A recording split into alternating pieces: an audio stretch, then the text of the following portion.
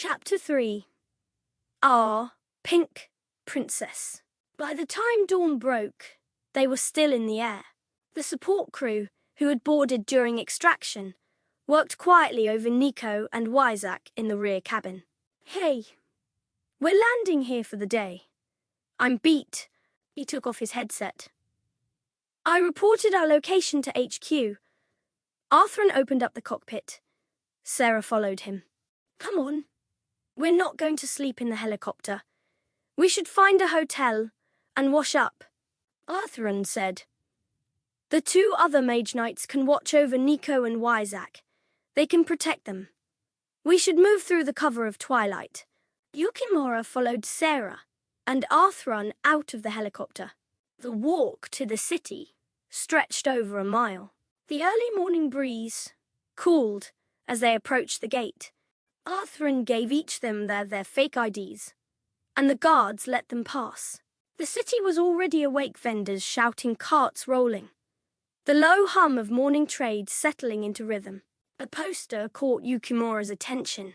He stared at it, trying to make sense of what he was seeing.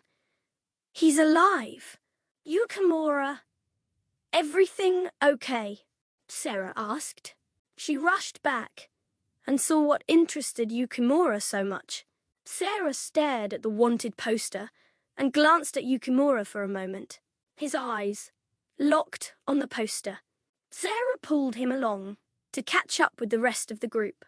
These are just Empire propaganda posters. Neo, the Phantom Knight, the man who tried to assassinate the Emperor, he was reported dead months ago.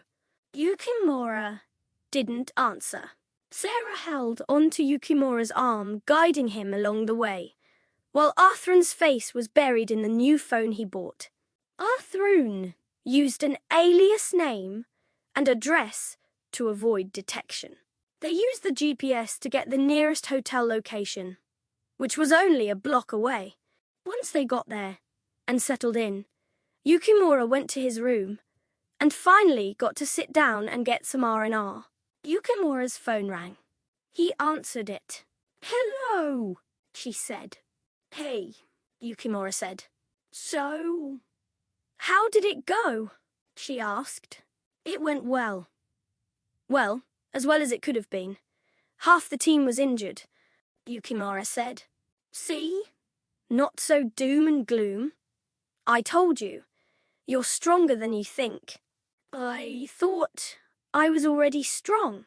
She giggled. Confidence sounds better when you mean it. Hey, I am strong. There you go. Say it with your chest. She giggled. I didn't find any information about your ring, Yukimura said. Don't give up.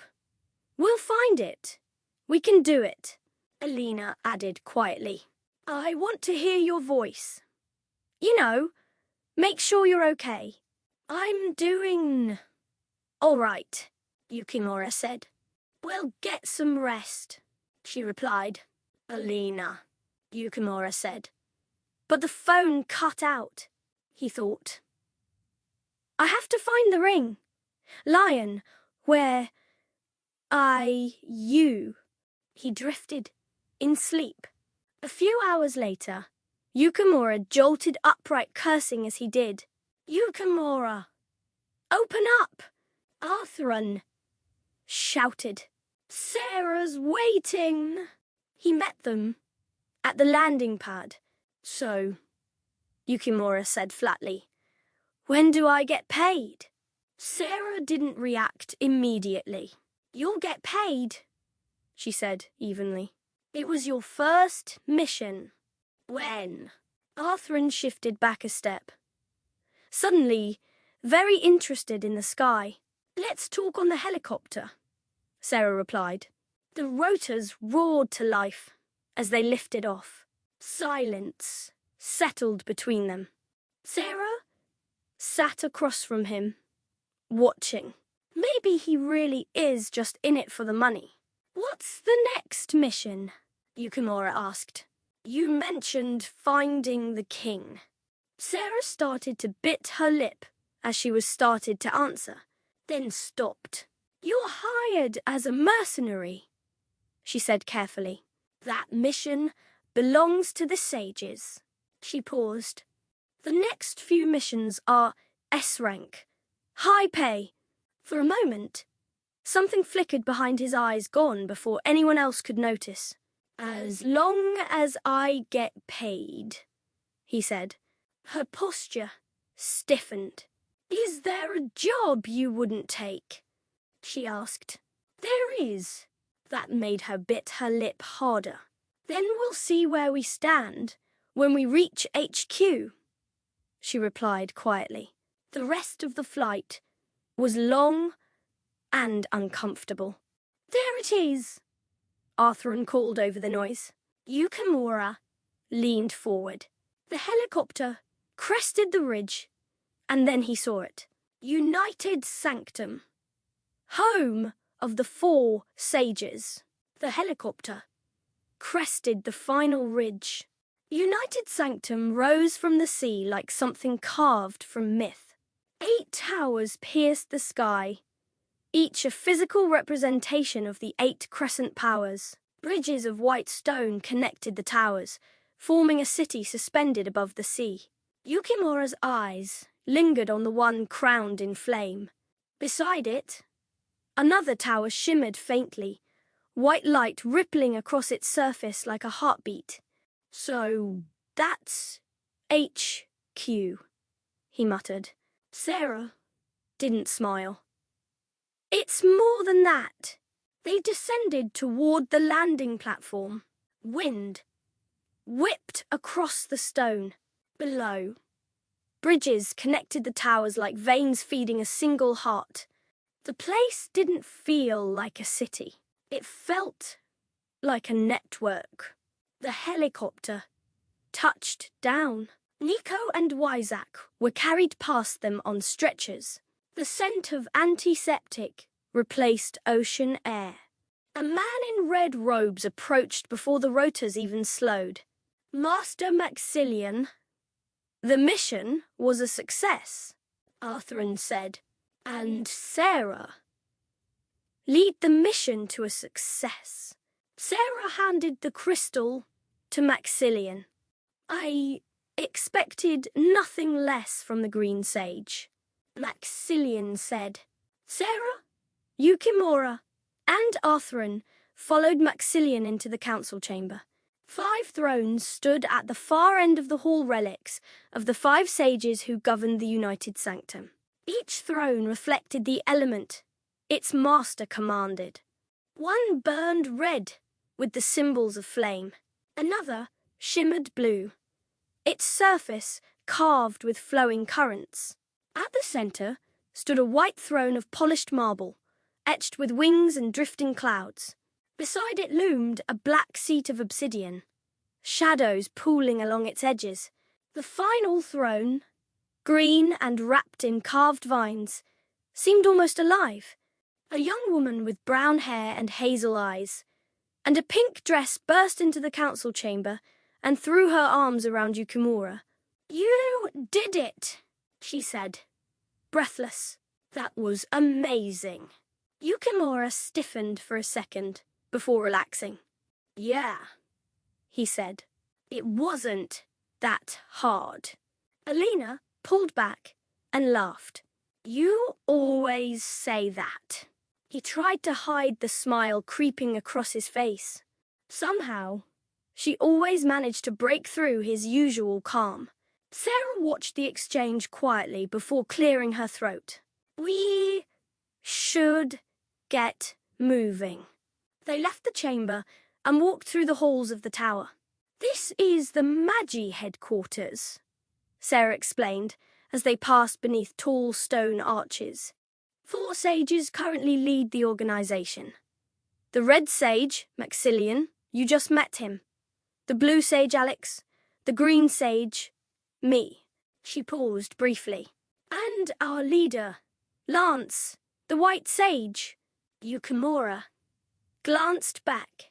I thought there were 5 sages.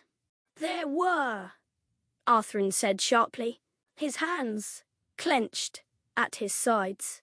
until Lion betrayed the kingdoms. His knuckles turned red as he tightened his fist. I swear, if I ever see that man again. Sarah placed a hand on his shoulder. Arthurun exhaled slowly. Yukimura understood immediately. So they never replaced him. Alina looked between them. What's going on? Arthurun answered this time, his voice calmer. The economy's collapsing in a lot of regions. People can't even afford food. He gestured toward the harbour below. Those ships we raided? They were carrying food supplies for the Empire. We're redistributing them to nearby towns. Alina turned toward Yukimura. She didn't say anything. She didn't have to. The concern in her eyes was clear.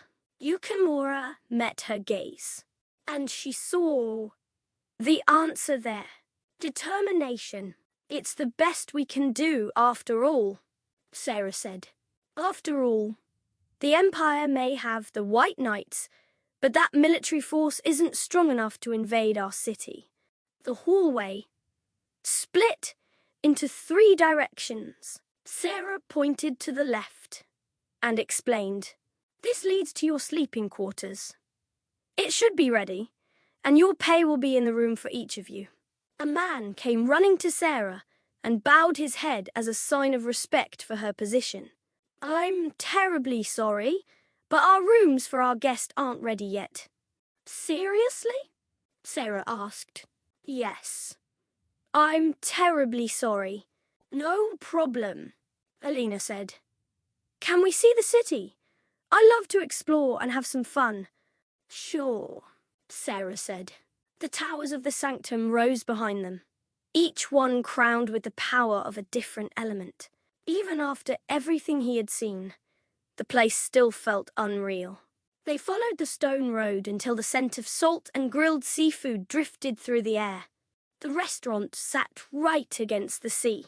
2 floors of white stone overlooked the water, crystal-like tables reflecting the sunset. Vines climbed the walls all the way to the roof, flowers swaying gently in the ocean breeze. When they stepped inside, a waiter approached them. A table for 2, the waiter asked. Yeah, Yukimura said. The waiter bowed lightly. Right this way. They followed him upstairs to a balcony overlooking the sea. A table sat near the railing, perfectly positioned to watch the sun sink into the horizon. Your table, the waiter said. Thank you, Alina said, already leaning toward the view. Wow! Look at that sunset. 2 attendants stepped forward and pulled out their chairs.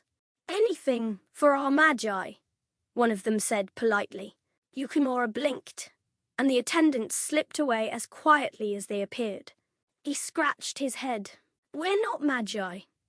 We just work with them. Alina laughed softly. Don't tell me. Tell Sarah. A waitress approached with a basket of breadsticks, while another server set down 2 menus. Good evening, she said. I'm Sam. I'll be taking care of you tonight. The waiter beside her filled their glasses with water. Can I start you with something to drink? Can I have vodka? Cranberry, Yukimura said. Okay. And for the you, she said, as points towards Alina with her pen. Can I have, a sex on the beach? Alina pondered for a minute. I'll have water for today. She shook her head, quickly deciding that she wanted something else. She raised her hand and said, Oh, on second thought. Let me have a sex on the beach. Coming right up, Sam said.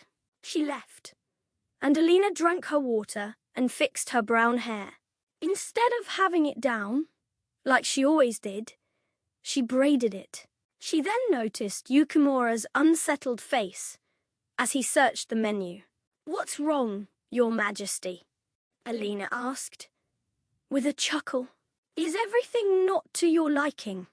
Yukimura made a face. What would you like me to call you then?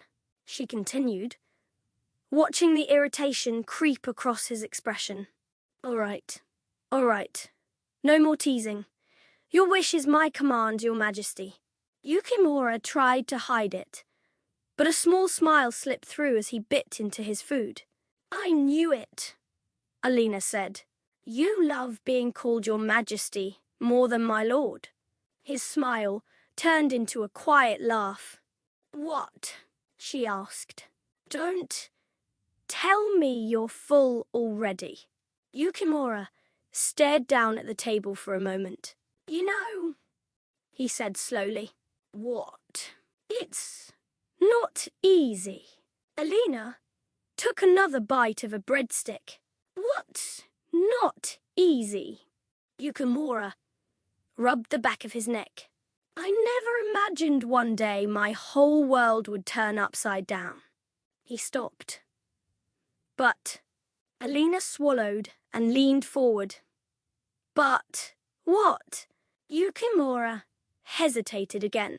Your Majesty, she said mockingly. Princess, he replied, raising an eyebrow. Are you rushing me? She pouted and grabbed another breadstick. No, sire. I would never do that. Yukimura sighed. After everything that happened, after everyone I lost, he paused. I'm just glad I still have one person left. Alina tilted her head. Leon? She teased. Yukimura shot her a look. No! Alina slowly set the breadstick back onto her plate and sat up straighter. You're not going to kill him? She asked quietly. No. Alina held his gaze. Promise me you won't, she said. No matter how hard it gets. She lowered her voice. Some people lose their way and spend the rest of their lives trying to make up for it. Another promise, Yukimura said. I'm up to 2 now. 3, Alina corrected. Do you remember the first one? Yukimura thought for a moment and took a bite of his breadstick. The ring. No, she said quickly. And don't talk with your mouth full. At least cover it. It's not very noble of you. She wagged a finger at him and laughed. Yukimura swallowed and took a drink of water.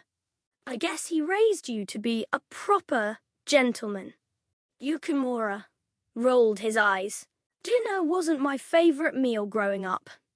It was usually lonely. Only one other person, if that. He reached for another breadstick. Only one remained. Finish it, he said. I still have one on my plate, Alina replied. She slid it toward him. Here. I know you like them.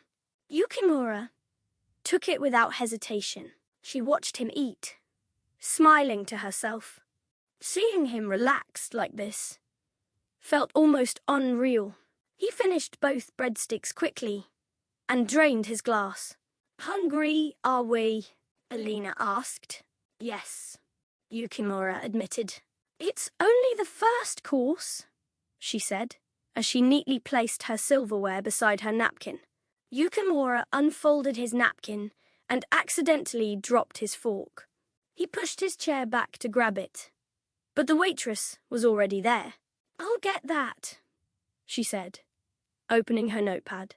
Ready to order. Yukimura quickly buried his face in the menu.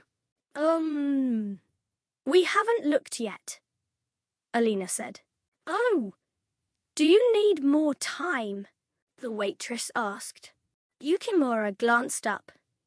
Can we start with a Caesar salad? Spears. Of course. She scribbled it down and snapped her notebook shut.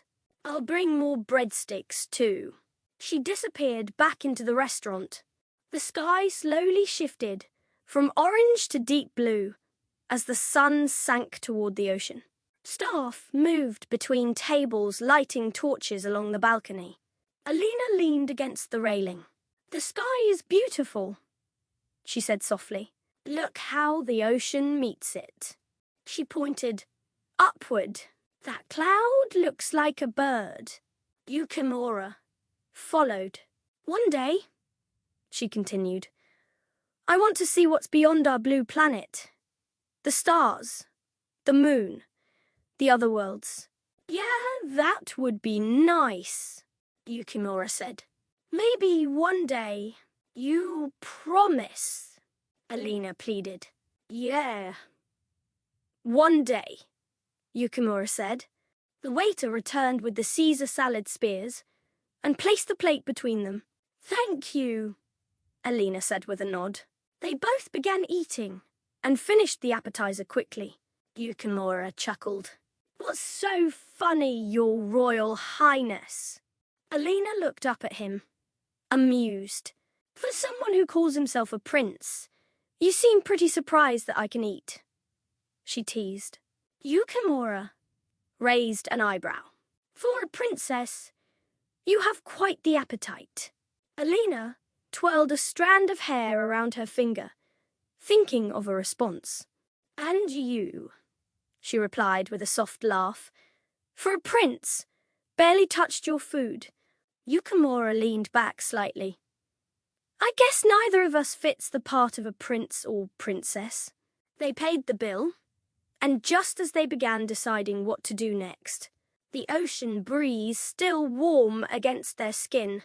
For a moment, everything felt quiet. Alina looked out to the sky, admiring its beauty. Then Alina's phone rang. She glanced at the screen. "It's Sarah," she answered. "Hello." "Good evening." "Hello, Sarah." "Are our rooms ready?" Alina asked. "Yes," Sarah replied, "but I'd like you to join the next mission. Isaac and Nico are still injured and will need someone to stand in." "Sure, I'll come along," Alina said. Yukimura opened his mouth to object, but Alina pulled the phone away and giggled. "What time is the briefing?" she asked. 7 a.m., Sarah said. "Got it," Alina replied brightly. "See you there." The line went. Yukimura frowned. "What was that about?" "I'm not telling you," Alina said. "This isn't a game, Alina." "Your Majesty." "Calm down," she giggled. "You're getting emotional." Yukimura leaned back in his chair, balancing it on one leg. For a second, he held it. "You're going to fall." "I'm a lunar crescent," he said. "The wind will catch me." "So what did she say?" He pressed. "She wants me on the mission tomorrow." "Nope." The word came out instantly. The chair tipped, and crashing backward onto the floor, Alina burst out laughing. "Oh, you haven't changed." Yukimura stood up and brushed himself off. "You still think you need to protect me," she said. "It's not that," he replied. "These missions are dangerous." Alina walked toward the balcony railing and inhaled the ocean air. "Just remember," she said softly, "in the middle of all that chaos, don't forget moments like this." She gestured toward the sunset. "The ocean, the wind." She closed her eyes. "Can you feel it?" "Feel what?" Yukimura asked. "The world," she said. "The way it's meant to be." Yukimura hesitated. "And what is that?" he asked. "Free." Yukimura crossed his arms. "What does freedom mean to you?" Alina placed her finger on her cheek. She looked around, and then the answer came to her. "It means People living the way they choose, she said. Like nature. She pointed toward the shoreline. See that line? He followed her finger. The ocean only comes so far. The land stays on the shore. They both exist because they respect where the other begins. She pointed upward. The sky has its place. Everything has its own rhythm. She paused, searching for the right words. When you understand that, you can become you, the real you. Yukimura nodded slowly. I think I get it. Really? She asked, excitedly. Yeah, he said, though he didn't sound completely sure. Alina smiled and stepped closer. She brushed her hair from her face and looked Yukimura. For a moment, neither of them spoke. Yukimura felt his heart racing. I could do this, he thought. I could live this life with her. She stepped back. Let's get some rest, she said softly. Tomorrow's going to be a long day. They returned to their rooms and prepared for the night. Alina didn't go to sleep at the same time as Yukimura. She closed her eyes and prayed again, reaching out for Lion one more time. For a moment, she saw him. Then he vanished. Silence. Then she saw it. Demons. Thousands of them. They pressed against something unseen, like a thin veil of glass. Cracks spread across its surface. At the center, 3 figures stood apart from the rest. One had fish-like ears. Another was an old man with a beard. The last, a creature with wings rising from its ears. Alina's breath caught. She opened her eyes. She was back in her room. Her gaze shifted toward Yukimura. She almost woke him, but didn't. Instead, she kept it to herself. Far in the west, the goddess tower rose above the sea like a monument carved from moonlight. 4 smaller towers surrounded its center, supporting the structure that held the Twilight Eye at the summit of the tower. At the heart of the tower floated a small celestial sphere encased in an unbreakable barrier. The object was never the same for long. By day, it collapsed into a swirling black void, pulling light into itself like a black hole. By night, it burned like a small star, casting silver light across the stone. No one truly knew its origin. Some believed the tower was the source of all crest power in the world. Others believed it had been created by Rayseed, Ely's first coronation. Whatever the truth was, the tower had become a symbol of balance. Light and darkness existed in every human heart. The tower simply reminded them of that truth.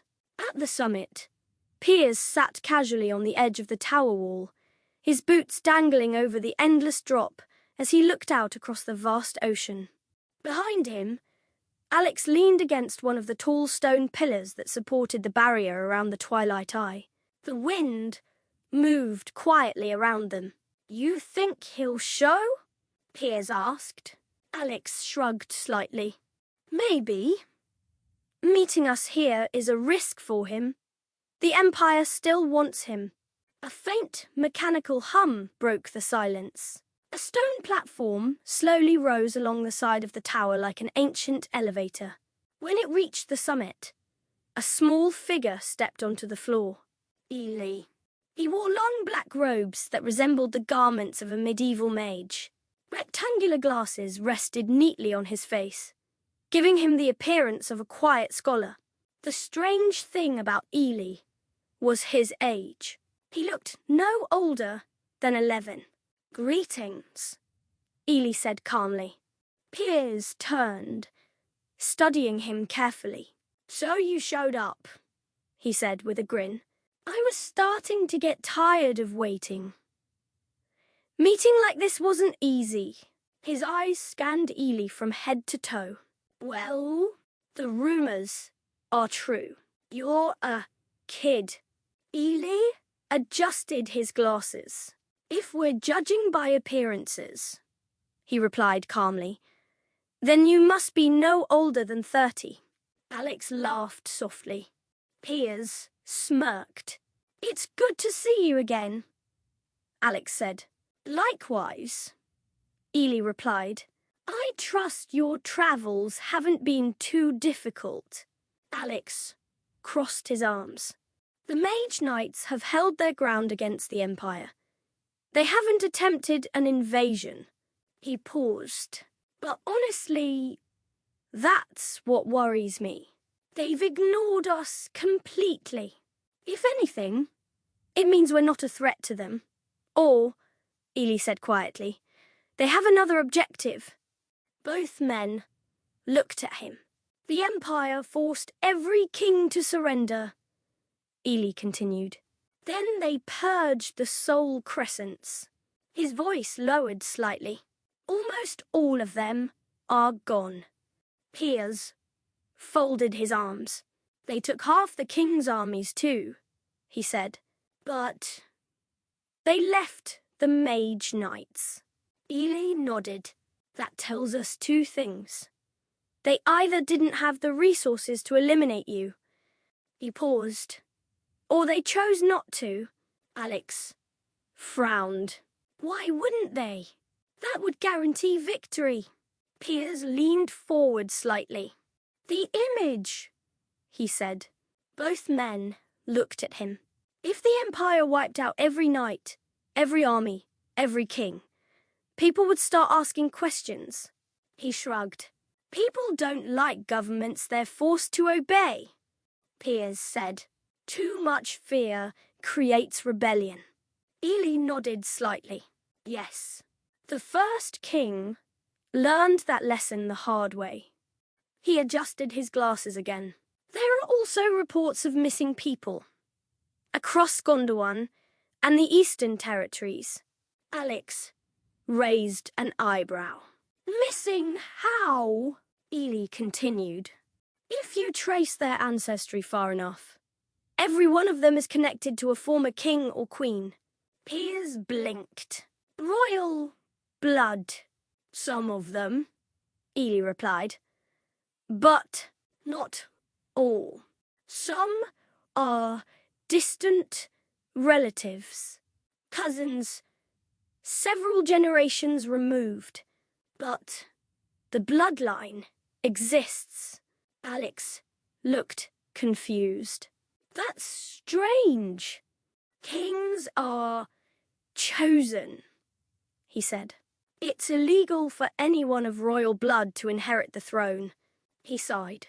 That's why most kings never bother having children. Some do, Piers said. But not many. Exactly, Alex replied. Piers leaned back slightly. So, if they're not targeting kings, why kidnap people who have no power? Silence fell over the summit. The three of them stared toward the horizon, each trying to make sense of it. Finally, Piers broke the silence. We need more information. He smiled. If this turns into a hunt, I'm all for it. He stretched his arms. I miss the sea. Walking on land for too long is starting to make me nervous. Alex shook his head slightly. Another adventure? Piers smirked. As long as you're coming along. Ely turned toward the Twilight Eye. I've tried to see into the capital, he said quietly, but something is blocking me. Alex frowned. Blocking? Yes. I can only sense through it briefly, and only at night. Ely studied the shifting star behind the barrier. Something isn't right. Alex straightened. So, where do we start? Ely turned back toward them. There are 3 places we must investigate. Gondowan, Volbara in the east, and the capital city Grey's Keep. I'll send word to Lance and the other sages. Alex nodded. Then we split up. I'll go to Volbara and see what I can find, and after, I'll go to Grey's Keep. Piers pushed himself up from the tower edge. That leaves Gondowan to me. Maybe I'll sail west while I'm at it. See what I can uncover. Ely nodded. Piers, head to the Earth Tower in northern Gondowan. I have an ally stationed there. If his mission was successful, he'll meet you there. Piers scratched his chin. How long do I wait? 1 week, Ely said. That should be enough time. The men nodded, understanding their roles. Piers prepared his ship and set sail west toward the Earth Tower. Alex began making preparations to secretly enter the capital. Soon, the summit of the tower fell quiet again. A small cat wandered across the stone floor toward Ely. He bent down and picked it up gently. The cat looked up at him. Should we go too? It asked. Ely shook his head. No. Fang Yu and Ruby must stay here. He looked toward the horizon. We can't deploy all of our forces. If the enemy discovers what we're doing, he paused. He might strike first. The twilight eye flickered behind him, shifting slowly between light and darkness.